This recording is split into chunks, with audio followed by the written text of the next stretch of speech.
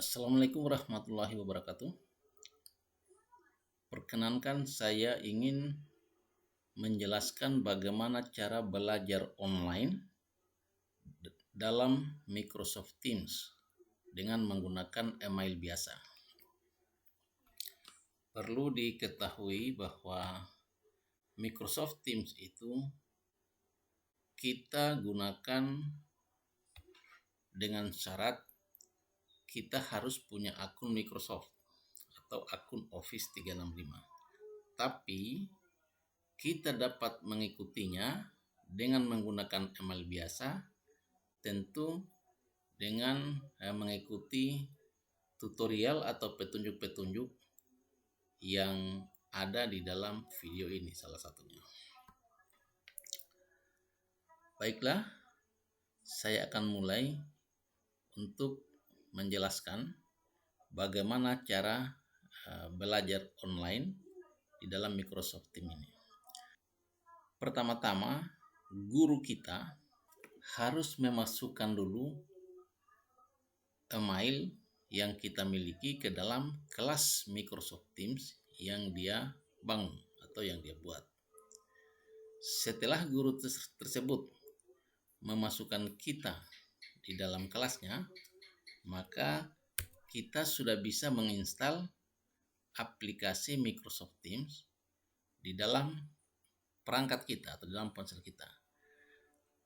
Ini adalah tampilan dari layar-layar ponsel yang telah diinstal aplikasi Microsoft Teams. Ini setelah kita install aplikasinya, maka tampil ikon ini di layar ponsel kita, ikon Microsoft Teams ya. Ingat, ini kalau kita klik ini, kita buka aplikasinya, maka akan muncul seperti ini di layar ponsel kita. Ya.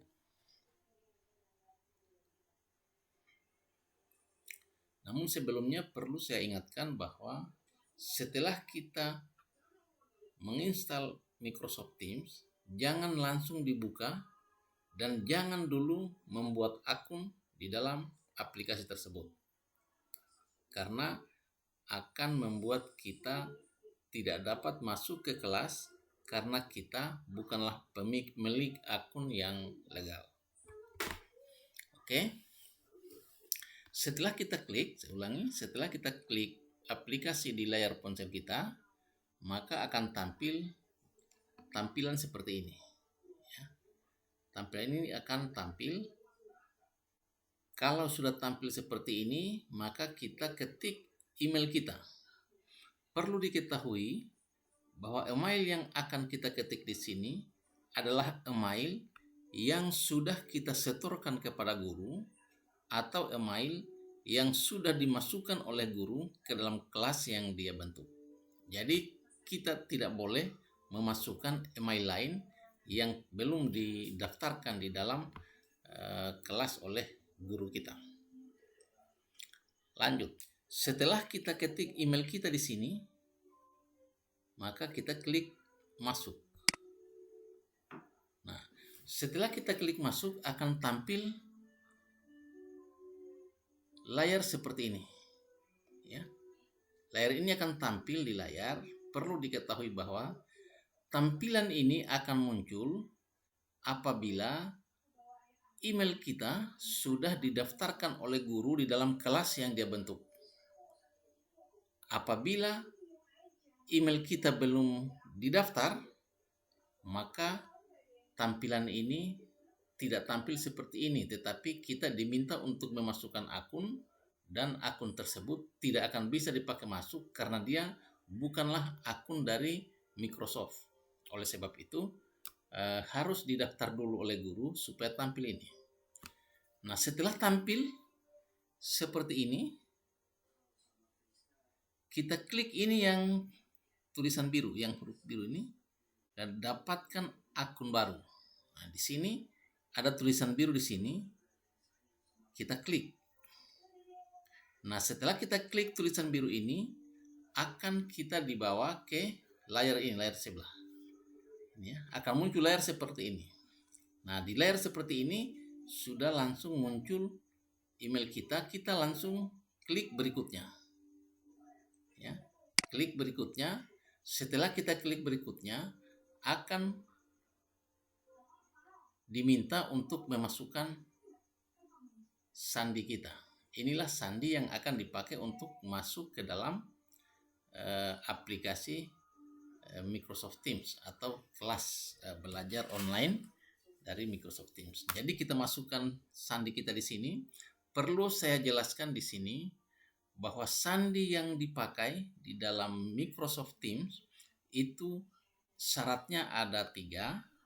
Yang pertama, seluruhnya minimal terdiri dari 8 digit. Ya. Kemudian 8 digit tersebut harus memuat huruf besar, huruf kecil, dan angka. Nah, yang ketiga, kita tidak boleh memasukkan karakter-karakter lain atau simbol-simbol lain ke dalam password tersebut atau sandi tersebut. Jadi saya ulangi, sandinya terdiri dari 8 digit yang terdiri dari huruf besar, huruf kecil, dan angka. Ya. Oke. Setelah kita masukkan password tadi, nanti tolong diingat passwordnya ya. Maka kita klik berikutnya. Nah, kalau kita sudah klik berikutnya, akan kita dibawa ke layar ini. Di layar berikutnya, kita akan diminta untuk masukkan nama.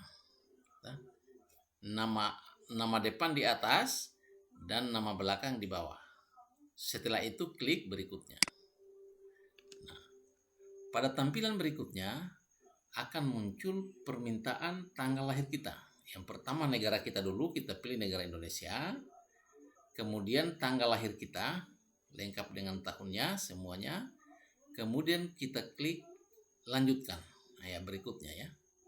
Klik berikutnya di bagian bawah, kita scroll sedikit ke atas layar kita, baru kita ambil berikutnya di sini. Setelah kita klik berikutnya, maka kita akan dibawa pada layar yang baru, yakni layar untuk memasukkan kode. Nah, disinilah pentingnya kita dimintai email oleh guru kita untuk dimasukkan. Nah, di dalam email tersebut akan ada kiriman pesan dari Microsoft yang isinya adalah 4 digit kode. Ya, ada kode yang dikirimkan oleh Microsoft ke dalam email kita, kita buka. Nah, kita buka. Nah, ini kalau kita sudah buka email ini tadi, ya, di sini tempatnya. Ini layar email. Jadi kita buka layar email kita, akan tampil pesan dari Microsoft. Ini ada pesan dari Microsoft. Nah, di dalam email itu ada 2 pesan dari Microsoft. Yang pertama itu yang warna orange di bawah. Pesan pertama itu dari Microsoft Teams. Itu pemberitahuan bahwa kita sudah diundang oleh guru untuk masuk ke kelasnya. Nah, pesan kedua ini yang di atas, yang paling terakhir masuk. Yang di atas itu berasal dari tim akun Microsoft ya. Jadi yang satunya Microsoft Teams, yang satunya tim akun Microsoft. Nah, inilah yang akan kita buka. Ya, kita buka ini. Setelah kita buka akan muncul pesan seperti ini. Ya. Di dalam pesan ini memuat 4 digit angka dari kode verifikasi tadi. Maksudnya ini adalah kita akan dicoba dicek atau diidentifikasi, diverifikasi oleh Microsoft bahwa email ini memang adalah milik kita dengan cara mengirimkan kode ke dalam email tersebut. Nah, sekarang kita sudah dapatkan angkanya dari email tadi 6900, kita masukkan di tempat tadi. Tempat verifikasi email, kita langsung masukkan di sini 6900. Klik berikutnya. Setelah kita klik berikutnya, muncul kode seperti ini. Ada kode untuk membuktikan bahwa kita bukanlah robot. Kebetulan ponsel yang saya pakai dalam mengatraksikan ini meminta kode dalam bentuk gambar-gambar seperti ini. Biasanya juga ada ponsel tertentu, tergantung dari merek HP-nya, ada ponsel tertentu yang dia minta itu adalah kode kapta berupa angka dan huruf. Tergantung apa permintaannya, tergantung merek HP kita. Kalau dia minta kode kapta, berarti kita ketik kodenya. Kalau dia minta gambar seperti ini, kita cari posisinya. Jadi dalam penampilan seperti ini, kita klik ini tanda simbol di sini, atau kemudian kita klik berikutnya, ya kita klik ini berikutnya, akan muncul gambar seperti ini. Gambar apa saja? Kebetulan ini saya lihat gambar apa ya? Gambar kucing, gambar apa ini? Ya, nah ini gambar hewan. Kebetulan saya dapat itu. Nah, gambar hewan ini saya dapat dalam bentuk masih terjungkir begini. Kita cari posisinya supaya berposisi normalnya gambar seperti ini. Misalnya kalau hewan, tentu posisinya harus kepalanya tidak terjungkir begini. Jadi kita cari posisinya baik-baik dengan cara menekan panah ke atas untuk menentukan posisinya. Jadi arah panah ini memberikan petunjuk terhadap perputaran posisi dari hewan di dalamnya. Kita klik, kemudian sampai mencapai posisi ini. Nah, kalau sudah posisi normal begini, kita klik selesai. Kalau posisi daripada gambar kita itu benar, maka kita akan diantarkan ke sini. Tapi kalau posisi gambar kita yang tadi itu belum tepat, kita akan diminta kembali lagi untuk memasukkan menyetel gambar-gambar itu. Sampai tepat, kita akan dikirim ke tampilan ini. Jadi di tampilan ini ada tampilan guru inovatif sebagai tamu, dan ada tampilan pribadi. Kita ambil guru inovatif, ya. Kenapa kita ambil guru inovatif? Karena guru yang mengundang kita ke dalam kelasnya untuk kita belajar online di dalam kelasnya itu adalah guru yang masuk di dalam organisasi guru inovatif. Ya. Nanti kalau ada juga yang guru yang bukan guru inovatif, organisasi lain yang mengundang kita, maka nama organisasi itu akan tampil juga di halaman ini. Oke. Setelah kita klik guru inovatif, maka akan tampil layar seperti ini. Kita diminta untuk menukarkan undangan, artinya untuk memenuhi undangan dari guru tadi. Setelah kita klik guru inovatif, muncul ini, kita ambil oke karena memang kita ingin masuk. Ya, kita akan masuk ke kelasnya. Kita klik oke, maka kita akan diantar kembali ke sini. Jadi setelah kita masuk, tentu kita diminta untuk memasukkan sandi. Sandi yang akan dimasukkan ini bukan sandi email, tapi sandi yang kita sudah buat tadi, 8 digit tadi kita buat. Inilah sandi yang akan kita pakai untuk masuk belajar di dalam Microsoft Teams. Kita masukkan di sini sandinya. Nah, kemudian kita klik masuk. Setelah klik masuk, ada permintaan begini. Ada pertanyaan dari Microsoft. Apakah kita akan tetap online, tetap masuk atau tidak? Di sini tidak ada pengaruhnya. Mau ambil ya atau mau ambil tidak, tetap tidak ada pengaruhnya. Saya sarankan untuk mengambil ya kalau memang handphonenya atau ponselnya itu adalah ponsel pribadi, supaya nanti Teams ini tetap aktif di dalam HP-nya. Oke, setelah kita memilih di sini, kita dibawa ke layar ini.